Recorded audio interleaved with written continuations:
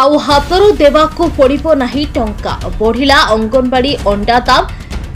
ତେବେ ବଢ଼ିଲା ଅଙ୍ଗନବାଡ଼ି ଅଣ୍ଡା ଦାମ। ଅଙ୍ଗନବାଡ଼ି କେନ୍ଦ୍ର ପାଇଁ ଦିଆଯାଉଥିବା ଅଣ୍ଡା ଦାମ 5 ଟଙ୍କାରୁ 7 ଟଙ୍କାକୁ ବୃଦ୍ଧି ହୋଇଛି।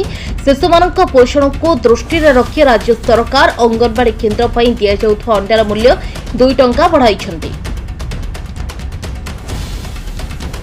ଏଥିପାଇଁ ସରକାର ବର୍ଷକୁ ଅତିରିକ୍ତ 175 କୋଟି 14 ଲକ୍ଷ ଟଙ୍କା ଖର୍ଚ୍ଚ କରିବେ। ଏ ନିଷ୍ପତ୍ତି ପାଇଁ ମୁଖ୍ୟମନ୍ତ୍ରୀ ମୋହନ ମାଝୀଙ୍କୁ କୃତଜ୍ଞତା ଜଣାଇଛନ୍ତି ଉପମୁଖ୍ୟମନ୍ତ୍ରୀ ପ୍ରଭାତୀ ପରିଡ଼ା।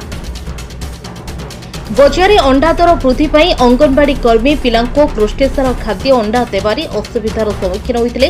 ବଜାରରେ ଅଣ୍ଡା ଗୋଟେର ଦାମ 8 ଟଙ୍କା ଥିବାବେଳେ ସରକାର ଦେଉଥିଲେ 5 ଟଙ୍କା। ଏ କାରଣରୁ ଅଙ୍ଗନବାଡ଼ି ପିଲାଙ୍କୁ ମାସକୁ 20 ବଦଳରେ ମାତ୍ର 15ଟି ଅଣ୍ଡା ମିଳୁଥିଲା।